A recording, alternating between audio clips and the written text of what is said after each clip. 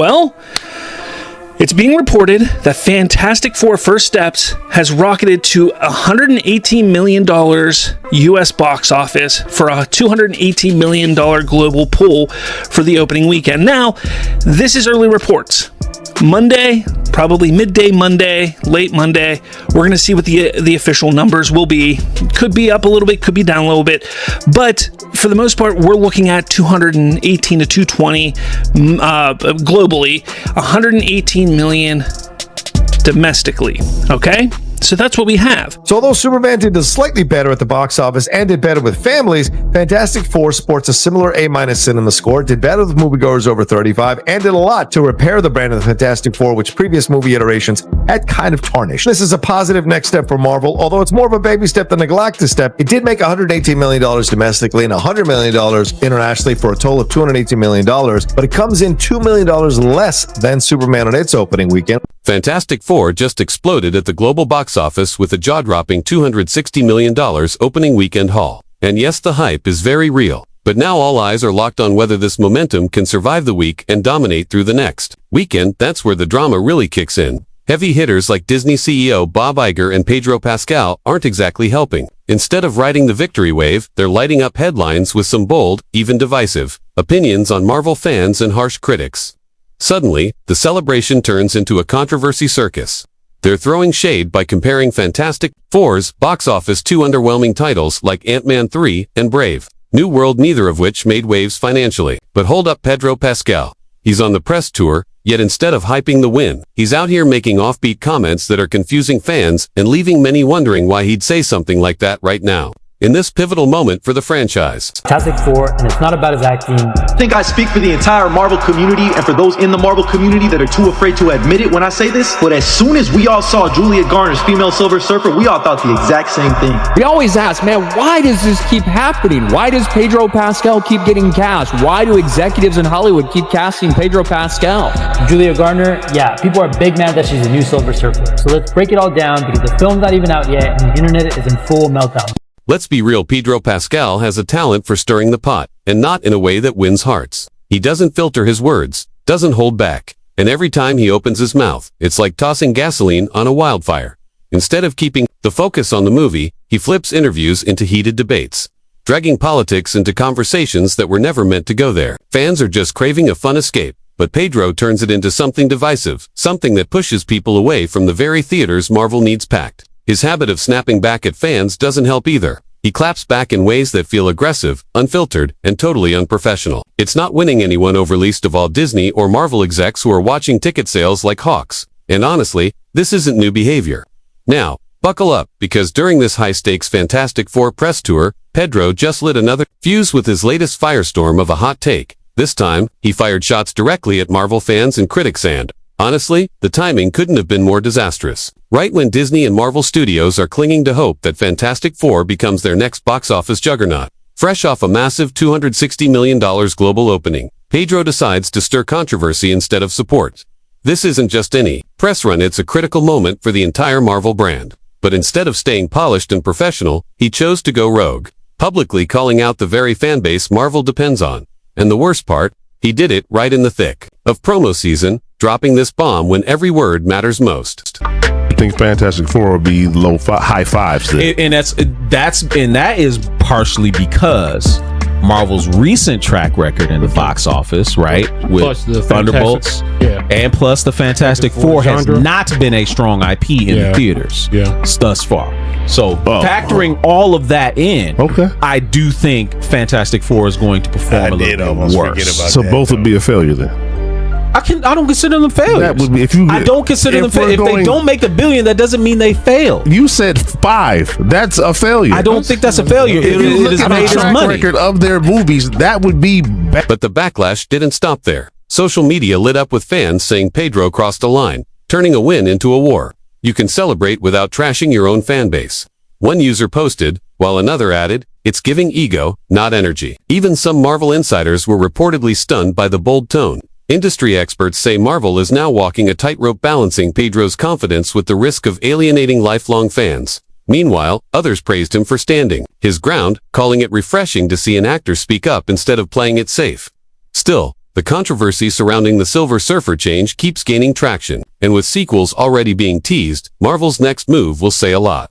Will they double down on Pedro's energy, or will the studio step in and cool things off? One thing's for sure, this saga is far from over, and fans are watching closely. For the return of the MCU, what? Oh my god, they made Invisible Woman a girl this time, on a team that contains 3 other men. I just can't believe it. Marvel has gone full wokey-yoki again. Like, bro, I don't understand the rage debate here. Are you upset Sue Storm may be the leader of the Fantastic Four? Are you upset Silver Surfer, the character everyone around the world totally cares about, is a woman now? Like, you would think that these woke YouTubers would be happy that they got what they wanted, a full-blown Fantastic Four with gender and skin-accurate actors, but even that, they somehow try to finesse woke. That responsible move line, it set off a whole new storm online. Critics started calling Pedro too woke, while defenders praised his bravery for speaking truth in an industry still clinging to outdated norms. Hashtags like #NotMySurfer and #SHALA. Bal deserves more started trending side by side. But Marvel remained dead silent. No statements, no clarifications, just a quiet confidence as box office numbers kept climbing. Meanwhile, Pedro doubled down in every new interview, smiling. Through the heat, I'm not here to play it safe. I'm here to make stories that matter. And while his words lit a fire, they also sparked real conversations. Suddenly, comic book forums turned into battlegrounds, with fans debating everything from gender roles to artistic freedom. Some even admitted they judged too early. Others refused to budge. But love him or hate him, Pedro's voice is now front A. That message didn't sit well with everyone. Some longtime fans felt attacked, like their loyalty to the original character was being dismissed. Others argued Pedro's passion was admirable, but maybe a bit too aggressive for the moment. And let's be real, dropping this kind of controversy right in the middle of a box office rollout. Risky. It split the fanbase fast. On one side, people were shouting, finally, Marvel is evolving. And on the other, there was real frustration, not because Shalabal is a woman, but because fans felt forced into a narrative instead of being invited into one. Even Marvel insiders reportedly had mixed feelings, with whispers that some execs wanted Pedro to dial it down before the situation spiraled further. But Pedro, he's not one to play quiet. His stance was clear. If people can't accept a woman leading this role now, they never truly believed in equality to begin with. It's starting to feel less like a bold step forward and more like Marvel's grasping at straws. And honestly, a lot of fans aren't buying it. Let's be real, female characters have always played powerful roles in iconic franchises, not just in Marvel, but across all of pop culture. So this idea that women are only now getting space on the screen, that's a stretch. And Pedro's push for that narrative is coming off as a bit forced. Take Pepper Potts, for example. Fans respected her. She wasn't thrown in to tick a box. She was written well, had depth, and earned her place. But somewhere along the line, Marvel and Disney seemed to lose that subtle balance. Just look at the Marvels in 2023. That movie showed exactly how not to handle a female-led story. It wasn't the actresses, it was the execution that fell apart.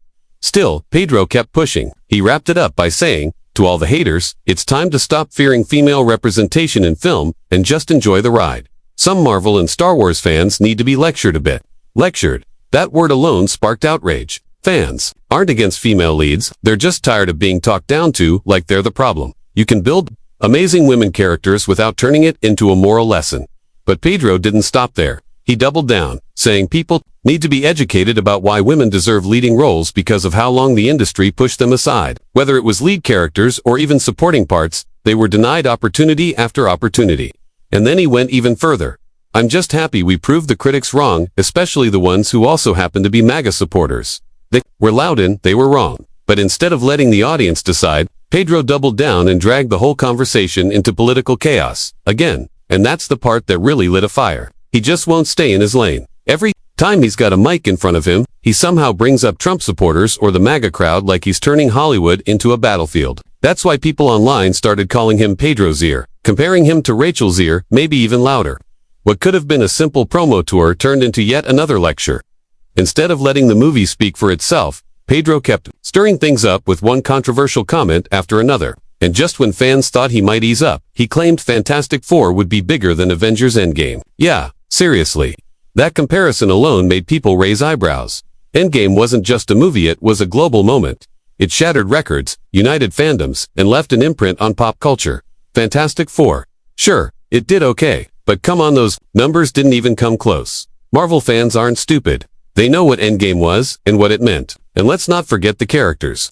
People still ride for Norrin Rad, the original Silver Surfer. Shalabal might be new, but she's got big shoes to fill and fans haven't forgotten who came before. But here's where things get even messier. Behind the scenes, insiders are whispering about serious tension at Marvel Studios. Some are saying Pedro's constant political detours are rubbing the creative team the wrong way. There's talk that he's hijacking the press tour and turning it into a platform for personal opinions, at the cost of the movie itself. And apparently, Kevin Feige wasn't thrilled about that in-game comment either. One alleged leak says he warned that setting the bar that high for a reboot could backfire badly if fans feel the movie doesn't measure up. At the same time, Marvel fan spaces are in full meltdown. Hardcore followers are clashing over whether this reboot has stripped away the heart of what made the original Fantastic Four resonate for decades. While a segment of fans has warmed up to Shallable, others argue that Marvel's rushing the spotlight onto a character audiences haven't even had time to connect with emotionally.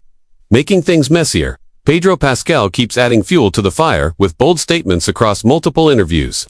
For many, it's starting to feel like the film's no longer about the team, it's turned into the Pedro Pascal show. Even some of his loyal supporters are raising eyebrows, saying he's overexposed and dominating the narrative in a way that overshadows his co-stars. Behind the scenes, there are whispers that Marvel may scale back his involvement in upcoming promotions. Executives are now monitoring fan discourse, early critiques, and social media buzz to protect the film from derailing. They're scrambling to keep the story on track and prevent it from being labeled as just another PR disaster. Because if this spirals further, it could seriously damage Marvel's plans for its next cinematic chapter. The real twist: insiders claim Disney leadership is now carefully tracking every step Pedro takes in and off camera.